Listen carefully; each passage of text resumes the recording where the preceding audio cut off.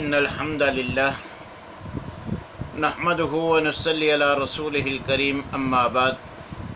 فأعوذ بالله السميع العليم من الشيطان الرجيم من حمزه ونفخه ونفسه بسم الله الرحمن الرحيم قال الله عز وجل في التنزيل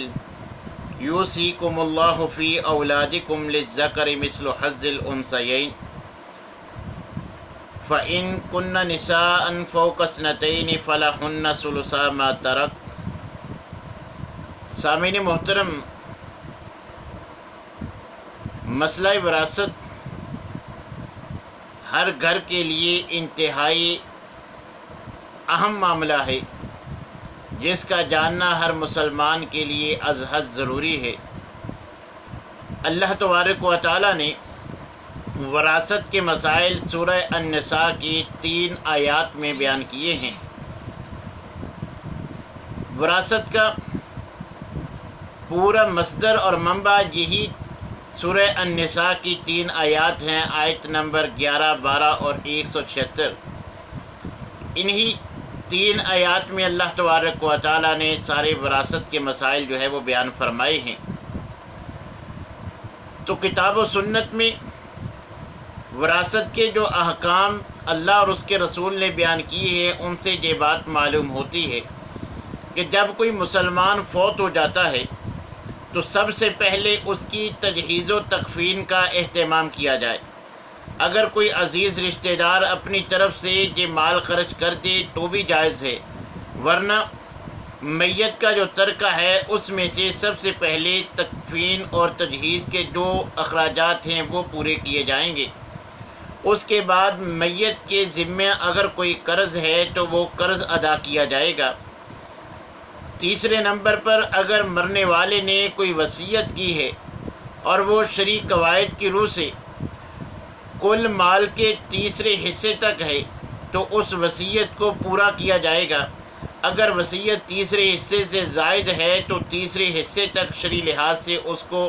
باقی رکھا جائے گا، باقی ختم کر دی جائے گی، کیونکہ نبی کریم علیہ السلام نے صرف ثلث تک ہی وصیت کی اجازت دی ہے۔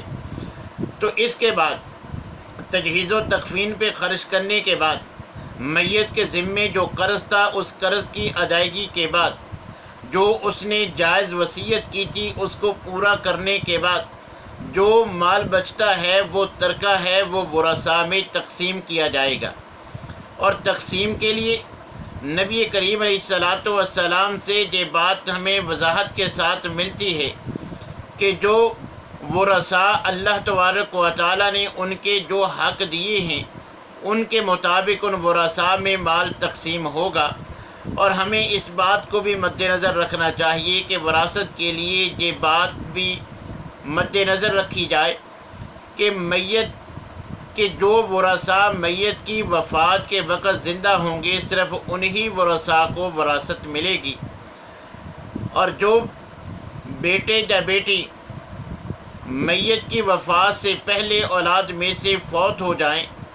وہ شرعی لحاظ سے اس کے وراثت کے حقدار نہیں ہوتے۔ ان کے لیے 3 صورتیں اپنی زندگی میں ان کو اپنی جانب سے اپنی جائیداد سے حصہ دینے کی موجود ہیں، جو ہمیں مد نظر رکھنی چاہیے۔ اگر کوئی ہماری اولاد میں سے بیٹا یا بیٹی ہماری زندگی میں فوت ہو جاتا ہے، اس کی اولاد ہے، تو ہم ان کے لیے اپنی زندگی میں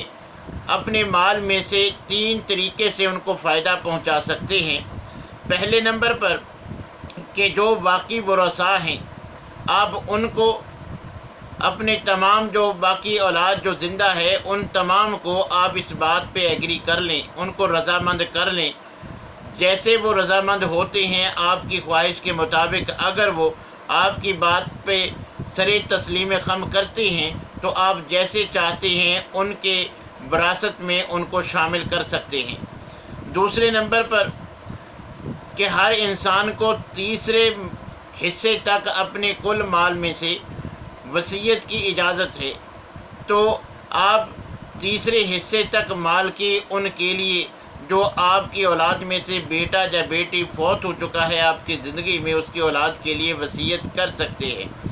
یا پھر زندگی ہی میں ان کو کوئی مکان یا ان کا کوئی کاروبار بنا کے اس انداز میں بھی آپ ان کو جو ہے وہ نفع پہنچا سکتے ہیں۔ اور اسی طرح زندگی میں اگر آپ کی خواہش ہے کہ میں مرنے سے پہلے ہی اپنی جو جائیداد ہے، اپنا جو مال ہے، اس کو اپنی اولاد میں تقسیم کرنا چاہتے ہیں، تو اس پر چونکہ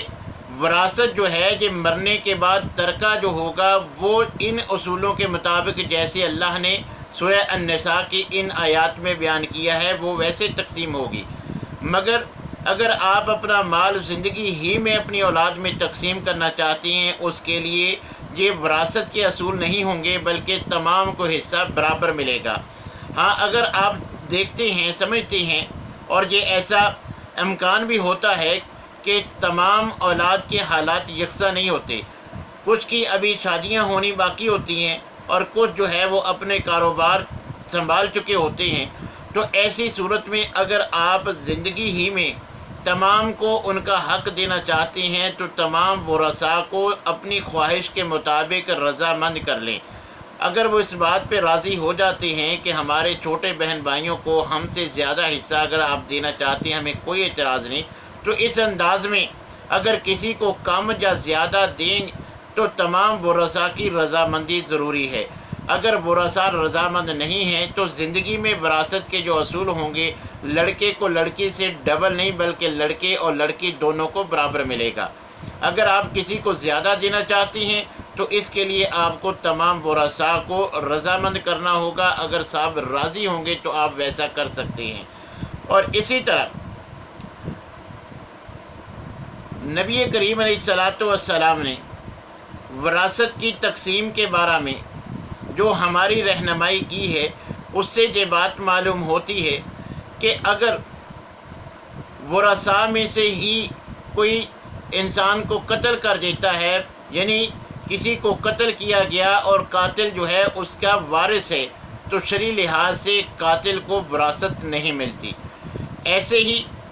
اگر دونوں میں سے مرنے والا یا وارث ان دونوں میں سے کوئی ایک کافر ہوگا تو پھر بھی اس کو وراثت نہیں ملے گی۔ اسی طرح آزاد آدمی کی وراثت جو ہے وہ غلام کو بھی نہیں ملتی۔ تو یہ تین موانع ہیں، ان کے علاوہ کوئی اور معنی نہیں ہے۔ جیسا ہمارے معاشرہ میں چلتا ہے کہ نافرمانی کی بنا پر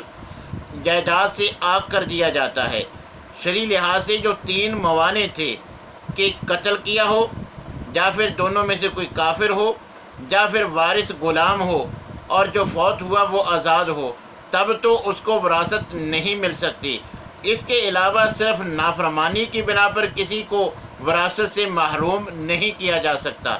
جو حصہ جس کو اللہ نے دیا ہے وہ اس کو ضرور ملے گا۔ ہاں، اگر اس نے نافرمانی کی ہے تو اس میں ہمارا بھی قصور ہے، تربیت ہماری ہے، مگر اولاد کی نافرمانی پر جو جائیداد سے آگ کرنے کا طریقہ ہے یہ غیر شرعی ہے۔ اللہ تبارک و تعالیٰ نے اولاد کو جو ان کا وراثت میں حق رکھا ہے، اگر باپ کے مرنے پر وہ زندہ رہتے ہیں تو وہ شرعی لحاظ سے ان کو وراثت میں سے اتنا حصہ جو ہے وہ ضرور ملے گا۔ والد کو جائیداد سے آگ کرنے کا شرعی لحاظ سے کوئی اختیار نہیں ہے۔ تو اللہ تبارک و تعالیٰ نے ورثاء میں سے کس کو کتنا حصہ ملے گا اس کی بھی خود وضاحت فرما دی، کیونکہ مسئلہ بڑا حساس تھا۔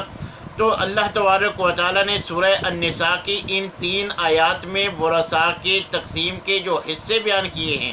وہ خلاصتاً آپ کے گوش گزار کر دیتا ہوں۔ تو اللہ تبارک و تعالیٰ نے ان آیات میں اولاد کے 3 حالتیں بیان کی ہیں ان کے حصوں کی، کہ اگر اولاد میں لڑکے اور لڑکیاں دونوں شامل ہوں، یعنی جو فوت ہوا ہے اس کی اولاد میں لڑکے بھی ہیں تو لڑکیاں بھی ہیں، تو اللہ تبارک و تعالیٰ نے ہمیں یہ اصول بتلایا ہے کہ لڑکے کو لڑکی سے ڈبل حصہ ملے گا۔ اور اسی طرح اگر صرف لڑکیاں ہیں وہ 2 سے زائد ہیں، یعنی لڑکے مرنے والے کے نہیں، صرف لڑکیاں ہیں اور وہ بھی 2 سے زائد ہیں، تو اللہ تبارک و تعالیٰ نے فرمایا، وضاحت فرمائی ہے کہ ان کو کل مال کا 2/3 2/3 حصہ ان تمام لڑکیوں میں جو ہے وہ تقسیم ہوگا۔ اور اگر مرنے والے کی اولاد میں صرف ایک ہی لڑکی ہے تو اسے کل مال کا نصف یعنی 1/2 حصہ جو ہے وہ اس کے ترکہ میں سے دیا جائے گا۔ اسی طرح والدین کے حالتیں بیان کرتے ہوئے اللہ تبارک و تعالیٰ نے والدین کے لیے بھی 2 حالتیں بیان فرمائی ہیں۔ ایک یہ کہ والدین بھی زندہ ہیں اور مرنے والے کی اولاد بھی موجود ہے، تو اللہ تبارک و تعالیٰ نے فرمایا کہ ماں اور باپ دونوں کو چھٹا حصہ ملے گا اگر مرنے والے کی اولاد موجود ہے۔ اگر والدین تو موجود ہیں مگر مرنے والے کی اولاد نہیں ہے تو پھر والدین کو کل مال کا تیسرا حصہ ملے گا، یعنی 1/3 حصہ جو ہے وہ ملے گا۔ اور ماں کے اللہ تبارک و تعالیٰ نے مختلف حالتوں کی بنا پر مختلف حصے جو ہے وہ ان آیات میں بیان فرمائے ہیں۔ پہلے نمبر پر اگر مرنے والے کی اولاد ہے تو اللہ تبارک و تعالیٰ نے فرمایا کہ اگر اولاد ہو تو ماں کو چھٹا حصہ ملے گا، اگر اولاد نہ ہو تو ماں کو پھر تیسرا حصہ ملے گا۔ باپ کے بارے میں اللہ تبارک و تعالیٰ نے اس کی وراثت میں سے حصے بیان فرمائے ہیں کہ باپ اگر مرنے والے کی اولاد بھی ہے تو باپ کو چھٹا حصہ ملے گا، اگر اولاد نہ ہو تو عصبہ ہونے کی صورت میں باقی ماندہ مال جو ہے وہ باپ کو ملے گا، اور اگر میت کی بیٹی یا پوتی نیچے تک موجود ہو تو صاحب فرض ہونے اور عصبہ ہونے کی باللحاظ سے جو ہے وہ باپ جو ہے وہ وارث ہوگا۔ اور اسی طرح خامد کے اگر بیوی فوت ہوتی ہے تو اس کو خامد کو بیوی کے ترکے میں سے کتنا حصہ ملے گا، اللہ تبارک و تعالیٰ نے اس کی بھی ان آیات میں وضاحت فرمائی ہے کہ اگر بیوی کی اولاد نہ ہو تو کل مال کا نصف یعنی 1/2 حصہ اس عورت کے شوہر کو ملے گا جو فوت ہوتی ہے، اور اگر اس کی اولاد ہو خواہ اس سے ہو یا اس عورت کی کسی اور مرد سے اولاد ہو، اگر اولاد موجود ہو تو پھر اس کے اس شوہر کو چوتھا حصہ جو ہے وہ ملے گا، 1/4 ملے گا۔ اولاد نہ ہو تو نصف، اگر اولاد ہو اس عورت کی تو شوہر کو 1/4 حصہ ملے گا۔ اسی طرح اگر خامد فوت ہوتا ہے تو اللہ تبارک و تعالیٰ نے بیوی کی بھی 2 حالتیں بیان فرمائی ہیں کہ اگر خامد کی اولاد ہے، جو خامد فوت ہوا ہے اس کی اولاد ہے، تو پھر بیوی کو 1/4 یعنی چوتھا حصہ، کل مال کا چوتھا حصہ جو ہے وہ ملے گا۔ اگر اولاد نہ ہو تو چوتھا حصہ، اگر اس کی اولاد ہو تو 8واں حصہ، یعنی خامد فوت ہوا، اگر اس کی اولاد ہے تو پھر اس کی بیوہ کو 8واں حصہ، اگر اولاد نہیں ہے تو پھر چوتھا حصہ 1/4 حصہ ملے گا۔ اسی طرح بہن بھائیوں کے متعلق بھی اللہ تبارک و تعالیٰ نے ان آیات میں وضاحت فرمائی ہے کہ اگر مرنے والے کی اولاد بھی موجود ہے، باپ اور دادا نہ ہوں، اولاد باپ دادا اگر موجود ہیں تو پھر اللہ تبارک و تعالیٰ نے الگ حصہ بیان فرمایا ہے۔ اگر اولاد باپ دادا نہ ہوں تو ماں کی طرف سے 1 بھائی یا 1 بہن ہوں تو بہن بھائیوں کو ان میں دونوں میں سے ہر ایک کو، بہن ہو یا بھائی ہو، اس میں مذکر و مؤنث کی کوئی تفریق نہیں ہے، تو اس کو چھٹا حصہ ملے گا۔ یعنی جو فوت ہوا ہے اس کی اولاد باپ دادا نہ ہوں، نہ باپ ہے نہ دادا ہے نہ اس کی کوئی اولاد ہے، تو پھر